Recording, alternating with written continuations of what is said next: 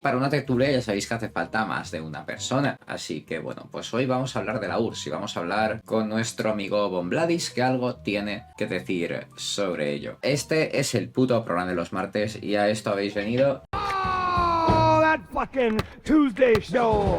Plenty of smoke, blue lights that glow. Get yourself a strong drink, sit back and enjoy. Oh, how I like the Tuesday show.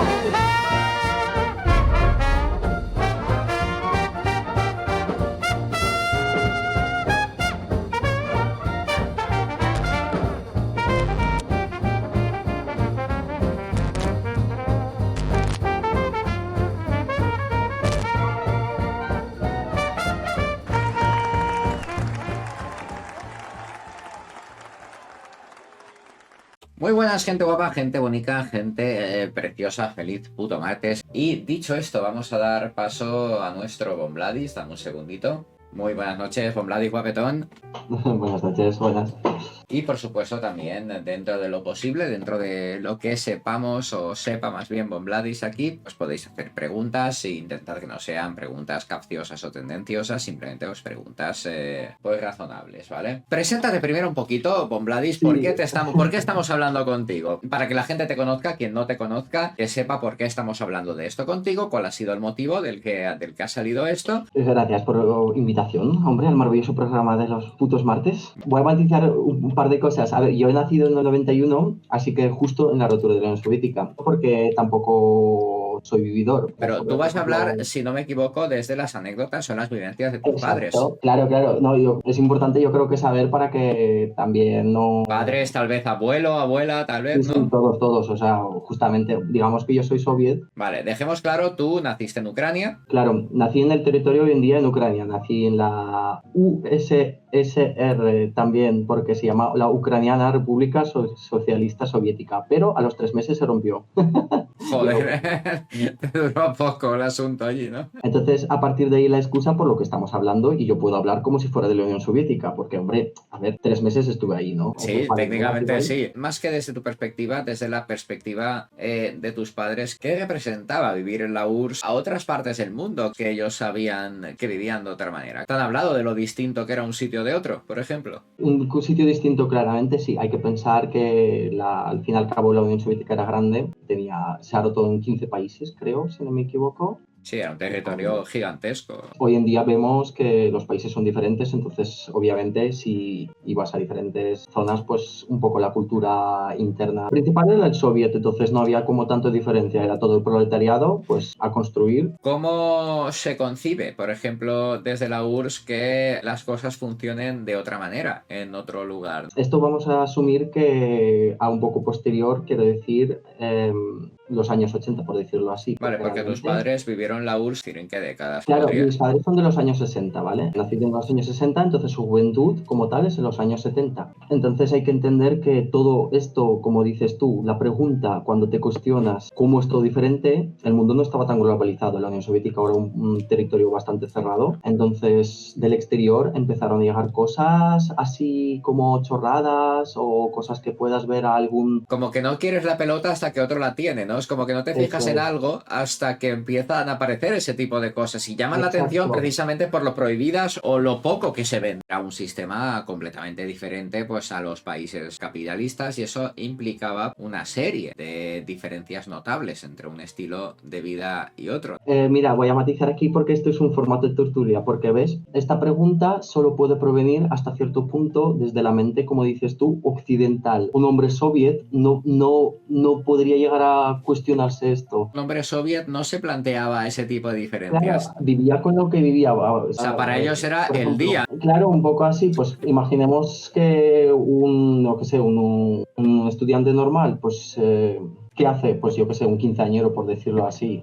Pues yo que sé, tiene sus amigos, va a la calle, no tiene tiene esos, por ejemplo, conceptos como aquí de chulería. Bueno, a ver, existía un concepto de gamberradas, pero como Que se muy ve como una correctos, ¿no? juventud, exacto, más inocente, ¿no? Más blanca en ese Esto es, sentido. claro, entonces, ¿pero por qué pasaba esto? Porque no tenían, por ejemplo, acceso al tabaco, o sea, tú no podías ir como aquí maquinar así, tenían accesos también, a ver, los mayores podían, pero de normal como que un crío no podía, por decirlo Vale, así, era un rollo era muy difícil. cuidemos a nuestra juventud, una cosa así un poquito exacerbado, pero una cosita así, ¿no? Claro, porque la apertura, también vamos a hablar, es que esos son los 80 también, cuando de repente, pues lo que dices tú, llegó todo de golpe y toda la gente de repente tenía películas y todo, y claro, y de repente es como una explosión cerebral de un montón de cosas que en tu vida has visto a lo mejor antes de eso. Me gustaría saber una cosa, y esto sí que te pregunto desde la experiencia de tus padres, por ejemplo, ¿a qué se dedicaba tu padre? ¿A qué se dedicaba tu madre? Mis padres se conocieron, mi madre tenía 16 años y mi Ujú. padre tenía 20. Se conocieron en Kharkov, en una ciudad hoy en día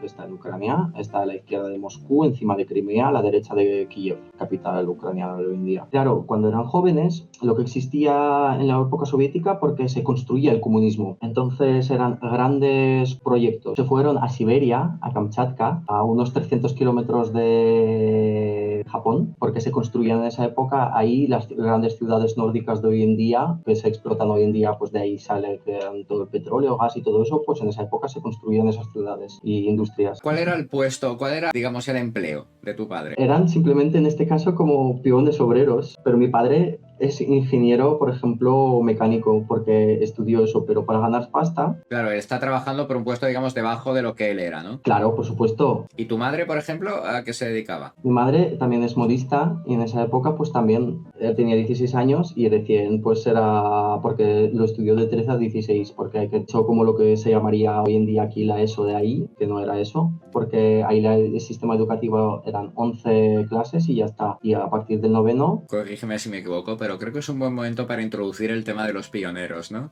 pues si quieres. Vale, ¿alguno de tus padres perteneció a esto? Pues los dos, por supuesto, cuando Los dos. tenían hasta los 13 años. De 10 a 15 años, según tengo entendido. Más o menos, sí. ¿Qué eran los pioneros? ¿Qué probabilidad tenía un crío de ese entonces de pertenecer a este grupo? ¿Era algo opcional? ¿Era algo obligado? Cuéntanos un poquito. Pues voy a decir que era como no obligado, pero casi seguro porque si no es mal visto. ¿Eres Sí. un gambero o eres un pionero? Esto también hay que explicar el por qué, porque al final esto se genera, ¿no? Porque imaginamos que en una comunidad de 20 niños en una clase, por ejemplo, 18 se hacen pioneros y 2 no. Pues es como, mira estos. O sea, era algo como, bueno, salvando mucho las instancias, era algo como por lo que hay que pasar, como aquí la mili, ¿no? Más o menos porque también en todas las clases a partir de los 13 años, por ejemplo, te enseñan a desmontar un Kalashnikov. Claro, porque hay que entender porque el concepto también existe, también es un país en Guerra Fría, ¿no? Porque es que son muchos conceptos políticos que están encima también de la gente. No, claro, yo entiendo que en este tipo de organización, ¿no? Digámoslo así, o de institución, se les bombardeaba continuamente, obviamente, ¿no? Con propaganda, ¿no? Que si todo es por la patria. Es como propaganda light al fin y al cabo, porque ellos ya nacen en un sistema. Lo que dices tú de propaganda, esto es como la Segunda Guerra Mundial. Pero esto es como una especie de fábrica de adeptos al partido, ¿no? Eso sí, porque, claro, sí, claro, pero partido porque ya está en el poder hace muchos años. Entonces, claro, estos... Nuevas generaciones, las semillas. Claro. Entonces es como culparles, tampoco les puedes... Sí, Adoctrinamiento puro y duro, vamos. Sí. Adoctrinamiento, pero tampoco muy diferente, debo decir, y aquí me tomo la licencia, a los Boy Scouts. Sí, bueno, a ver, un pionero es como para nuestro entendimiento occidental es un Boy Scout, ¿no? Un niño que va a ayudar a los débiles, va a proteger, va a llevar... Aprenden de supervivencia, hacen buenas acciones, ¿no? Todo ese tipo de historias que Sí, hacen los pero Boy Scouts. son buenos ciudadanos, son ciudadanos correctos. Hay que imaginar lo que es la Unión Soviética también como un concepto donde todo se controla sobre un partido. O sea, Vamos a hacer hincapié en la diferencia con un sistema, pues, como pues el de Estados Unidos claro, o el de porque- Europa. Pero porque es decir, yo me porque- quiero comprar un coche y por dinero que tenga no me puedo comprar un coche. O sea, yo tengo que contar con un permiso para poder adquirir un coche. O sea, Bueno, tienes que ganártelo, básicamente. claro, porque ganártelo implica que tú no podrías tener los medios o la autorización o el poder para comprarlo independientemente. No, eso tenía que estar controlado por el Estado, ¿no? Eso es. Bueno, bueno, podrías meterte al Partido Comunista y si llegas a según qué escalón, automáticamente todo lo que tú quieras. Y que me corrija, pero los coches importados son los altos políticos, ¿no? Querías tener un Mercedes, querías tener un rollo así. Sí, eso nada, eso para Eso era para eso, gente importante, ¿no? Sí, correcto. Eso, por ejemplo, cuando cayó la Unión Soviética, vamos, se inundó eso de vehículos de segunda mano de estos de Europa, vamos, una locura. Existe el concepto de alquiler. En la Unión Soviética se pagaba mensualmente por tu piso y luego me dice también, el ritual de hacer la compra era igual que el de aquí, es decir, tenías un dinero del que disponías o había algún otro sistema o alguna cosa similar. Vamos a volver un poco para responder estas preguntas, obviamente, pero es que la respuesta está aquí. El gobierno controla todo. No había como si fuera holgazanamiento, no había holgazanes. Las casas no tenías que pagar el alquiler. ¿Por qué? Porque estabas colocado a trabajar. O sea, en plan... El Estado te asignaba Eso es, una siempre casa, ¿no? Exacto, no había vagabundeo tampoco. O sea, tú estabas en la calle tirado, ni de coña. Si había alguien que era un sin techo era porque era un mala vida ya No. con ganas, ¿no? Digamos, el INAEM soviético era diferente. O sea, un sin techo era...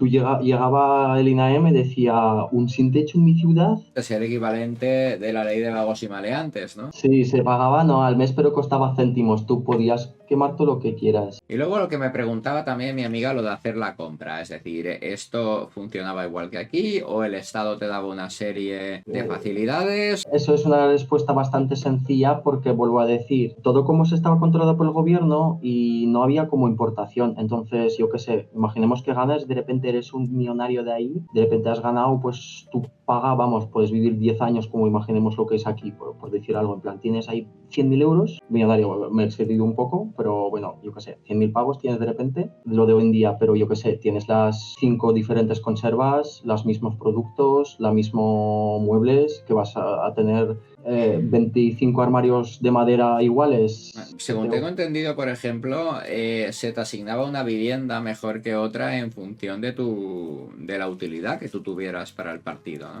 Digamos que existían unas tiendas que se llamaban, creo que, supermercados Birozka, que solo podían ir con cartilla de Partido Comunista. O sea, tú podías acceder a esas tiendas solo si tenías contigo como un pasaporte de que perteneces al partido. En la Unión Soviética había una casta de partido político y eso fue la perdición también en parte, pero eso es otro tema. Ellos tenían privilegios. Entonces, claro, en sus tiendas tenían caviar y todo iba, en su caso sí que iba por cartilla. O sea, si tú eras del partido, tú no necesitabas dinero. Te lo facilitaba el propio Estado, ¿no? Claro, no necesitabas dinero. Precisamente vivir de cartilla era lo mejor en la Unión Soviética buena. En la historia de mis padres, pues yo qué sé, cuando fueron a construir Siberia, unos con los que construyeron, lo que les pagaron se lo robaron unos compañeros. Y sucedía igual que aquí, que si no querías currar por 4 perras te imponían la ley de vagos. A ver, que sí, pero tú no podías trabajar, claramente había muchísimos vagos. Países capitalistas lo que se vería como un sueldo, ese concepto imagino que sería distinto allí, ¿no? Porque tú no estás trabajando por un sueldo, para ti no es una cosa individual, es una cosa colectiva. No, sí que es individual, pero hay que la moneda, es que como coincidir el concepto, claro. Por ejemplo, vuelvo a decir, en esta historia, mis padres, con lo que han vuelto de Siberia, ellos ahí han pescado caviar rojo y han sacado un montón de litros, en plan, no sé si eran como 20 kilos, algo así, han vuelto eso y lo han vendido a unas tiendas de estas Berozka para los políticos y bastante pasta y con eso se han podido seguir viviendo y todo lo demás. Tú realmente lo del alquiler no funciona exactamente así, tú puedes optar, o sea, tú puedes como si fuera mejorar tu estado, tú de repente no has estudiado. Pongamos que eres el hijo de un granjero, no has tenido oportunidades, ¿no?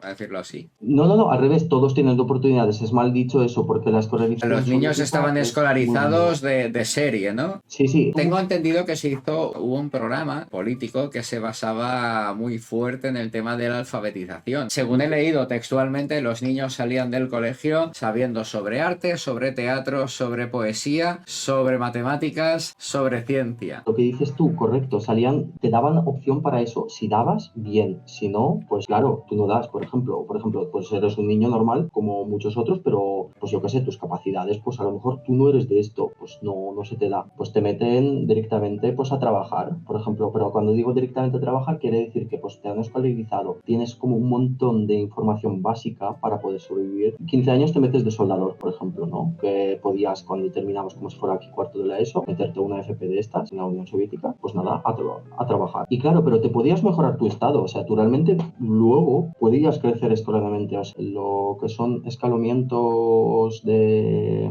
crecimiento humano, ahí demostralmente, por ejemplo, en comparación con el mundo occidental, eran como 100% reales, o sea, tú de verdad podías ser un don nadie, como has dicho tú, un hijo de un pueblerino, pero de repente Tú eres el hijo de un granjero, pero tienes una habilidad innata para, yo qué sé, 20 años a lo mejor ya en Moscú con un pisaco de 3 habitaciones. tipo de vivienda, el tipo de comodidades o de lujo se dan en función de lo útil que eras para el partido. Claro, por supuesto, era el mérito también. A ver, todo, en todos los regímenes realmente hasta cierto punto tiene que haber como una serie de mérito. Pues ahí el mérito era real de que, pues mira, si tú curras y vales, pues no te preocupes, tendrás todo, ¿no? Por decirlo así. En ese aspecto no, tampoco hay tantas quejas. Realmente, ciertamente, estar sujeto siempre a lo que te diga la línea del partido, ¿no? Pues por ejemplo, tú ahora eres útil aquí, pero por ejemplo, claro, tú vives muy bien en Moscú, pero de repente han abierto un mega laboratorio en Vladivostok, allá en el norte, y te dicen, pues chaval, tú vivías en Moscú, en parte de Europa continental aquí, ¿no? De puta madre, por decirlo así, y de repente el partido ha dicho, pues mira, ahora vaya, que sí, que tendrás lo mismo, tú como tu individualidad, eso es negativo, porque claro, tú por mérito valías, pero a la vez toda la individualidad que podrías llegar a tener si valías sobre todo, que hay que construir el comunismo. Pongamos que era un sistema que sabía detectar y aprovechar muy bien sus genios, ¿no? Más o menos, este genio cristiano en este caso era un prodigio matemático, no se metió en el Partido Comunista. Otro, por ejemplo, hijo de algún pueblerino de por ahí, de repente podría haber dicho, pues yo soy ahora político, haberse metido por los escalones políticos y haber obtenido la cartilla y estar tranquilamente, ir por ahí de inspecciones a decir a ver si aquí hay buena producción o mala producción, y obviamente quieres hablar de corrupción, obviamente, para que a tus industrias le pusieran buena nota. Como en cualquier sistema, da igual que sea capitalista o comunista, siempre se hacía la vista gorda con los ricos y con los poderosos. Entonces, cuando los poderosos tenían cosas que no debían tener, pues hacía un poquito la vista gorda. Claro, hubo como varias épocas de las grandes tensiones donde sí que hubo, como también incluida en la Unión Soviética como en Estados Unidos cuando cazaban a los comunistas. Obviamente, de repente, si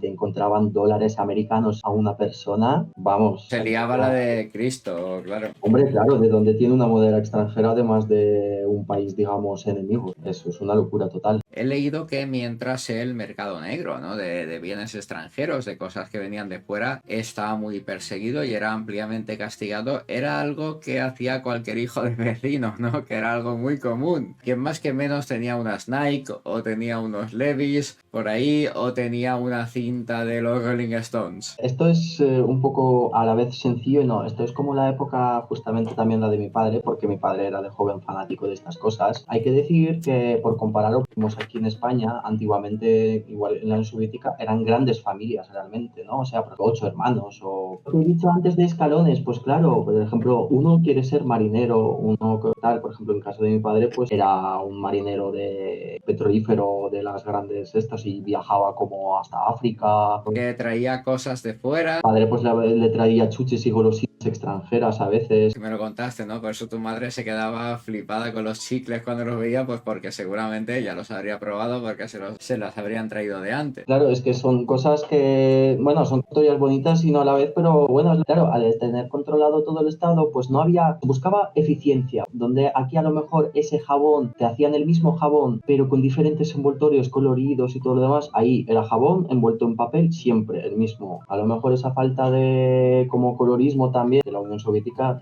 tenía eficiencia y durabilidad. De glamour, pues ya lo veis, ¿no? Pocas cosas, por decirlo así. Antes, lo de las piraterías, por ejemplo, tenía un vecino que ese sí que tenía algo. Y lo que has dicho de prodigios, por ejemplo, había una revista de tecnología que había un montón de circuitos y cosas para montar, y eso por falta de acceso no podían montar. Pues ese tenía acceso a comprar cosas electrónicas. Vendía componentes, era buscado, ¿no? Eso. ¿Cómo era la consola esta de cintas, de cassette? Ah, de Spectrum. Pues el tío se soldó una Spectrum en los años 80 con componentes que pudo importar desde China. Como no tenían patentes, toda la gente que inventaba y podía fabricar estas cosas tampoco tenían un destino donde desarrollarse, donde aquí a lo mejor podrían haber salido hacia algún lado. Pues ahí no había esas herramientas. Como un poco la revolución de Internet de hoy en día, pues en la Unión Soviética pues no había tantas herramientas. ¿Podrías decir sobre el mercado negro como cosa común que tu madre, por ejemplo, hubiera podido escuchar cuando era joven un disco extranjero? Mis padres lo que escuchaban mucho es lo de ABBA, música italiana y todo. Vale, es decir, les llegaban cosas del extranjero que técnicamente no deberían tener, ¿no? En realidad eran como países amigos, aliados, porque también hay que entender, la Unión Soviética llegaba hasta... Todos conocemos el muro de Berlín y todas esas historias. Toda esa gente que estaba en la parte izquierda, europea, lo que es hoy en día, obviamente ellos sí que tenían bastante facilidad de acceso, y sobre todo, aparte, hay que pensar que al mundo occidental, en esa época, en la Guerra Fría, sí que le interesaba mucho que llegara todo lo bueno que teníais aquí, allá, y que la gente de allá como que lo viera, que lo saboree, como mira, ven hacia nosotros que tenemos de esto. La gente es como es, ¿no? O sea, a todos nos gustan cosas bonitas, cosas buenas, hostia. Somos curiosos, ¿no? Pues también la gente soviética es curiosa. Pues, por ejemplo, alguien en el pueblo tenía a lo mejor unos cintas de lo que sea, y se juntaban ahí la gente que podía de alguna manera conseguir cosas extranjeras por algún motivo, por ser lo que sea. Y lo que tenía, por ejemplo, mi padre siempre eso, claro, alguien en la ciudad, alguien que conoces, no sé qué, ha conseguido no sé qué cinta, vaya, está, todos haciéndose la copia de esto, en plan, pásamela, no sé, hubo una apertura bastante grande donde, por ejemplo, el presidente, el Gorbachev, cuando anuncia la Pepsi con la pizza y todo lo demás, vamos, eso quiero decir que ya sabemos perfectamente que ya estaba eso inundadísimo de influencia completamente, y ya, digamos, eso es la época ya donde nadie ya construía nada de comunismo, eso ya era cada uno por su lado, por decirlo así. Y bueno, lo que nos llega a la siguiente pregunta, eso también sería un poco para tus padres. ¿Les parecía justa la representación que se hacía de la URSS desde los medios occidentales, películas, cómics, lo que fuera, ¿no? Los malos, ¿te acuerdas, no? En los 80 los malos siempre eran los comunistas. Digamos, es un sí, no, porque a todos les encantaba el Hollywood, ¿no? Todas esas explosiones, acción por todos lados. A ver, ni bien ni mal, porque a posteriori realmente, digamos, mal, bastante es mal. Pero en la época esa, pues intermedio, porque vivían una época un poco dura, porque era la decadencia ya, ¿no? O sea, vivido cuando, por poner un ejemplo, cuando cayó la Unión Soviética, desapareció el dinero. O sea, literalmente, da igual lo que tuvieras si eras un ciudadano. De repente, mañana, lo que tienes no vale nada y tienes lo que tienes para sobrevivir, ¿no? Entonces, eso pasó, eso es a posteriori. O sea, gente que de un día para otro se vio arruinada, ¿no? Podríamos decirlo así. Claro, porque todo fue un paripeo muy rápido, que cuando lo han disuelto no esperaron, o sea, se hizo y ya está. Entonces, claro, pensando, eso es a posteriori, vuelvo a decir, pero antes de eso no viví en una buena época donde pasó, por ejemplo, todos lo conocen, cosas como Chernóbil, pasaba Afganistán, pues pasaban otras cosas, ¿no? Entonces la gente estaba muy cansada también de la Guerra Fría, como dices tú, la piratería estaba llegando, donde te estaban poniendo películas y la gente veía que como detrás del muro donde tú no puedes ir. Había otros estilos de vida, otras formas de vivir, bien, ¿no? Y aquí yo no vivo bien. ¿Qué está pasando? Normal. Además, nos lleva al siguiente punto. Cuando veían estas cosas, ¿cómo se veía, no desde el gobierno, no desde el Estado, sino desde la perspectiva de gente normal, como tú o como tus padres, cómo se veía a los Estados Unidos desde Rusia? ¿Era una cosa glorificada? ¿Era una cosa odiada? ¿Era una cosa distinta? Que hay un par de épocas. Si hablamos de la época de la Guerra Fría, que termina bastante mal, ¿no? Porque aún estaban ahí glorificando un poco el partido, faltó como una generación aún, pero, ¿cómo decirlo? A ver, es que es como, hay que hacer varias cosas como si fuera en la posterior de la Segunda Guerra Mundial, donde estaba toda la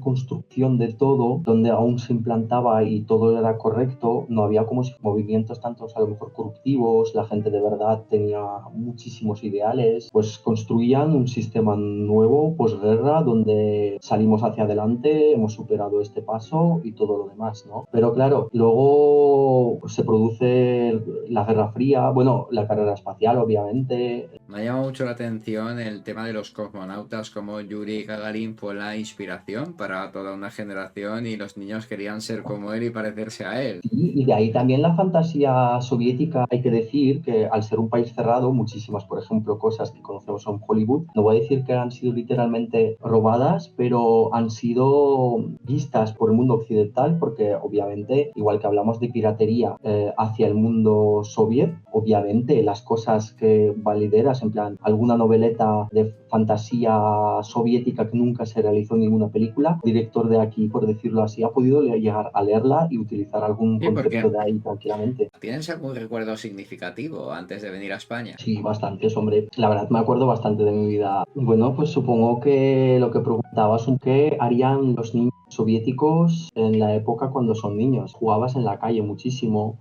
juegos estos tontos a lo mejor, sí, pero literalmente sin tener ninguna influencia casi de nada extranjero. Por ejemplo, Harry Potter lo descubrí en España. Como niño en la Unión Soviética, ¿qué influencia tiene sobre un niño, pongamos, de unos 11 o 12 años, la política? ¿Es un niño concienciado? ¿Es sobre el tema político? ¿Es un niño que no sabe nada?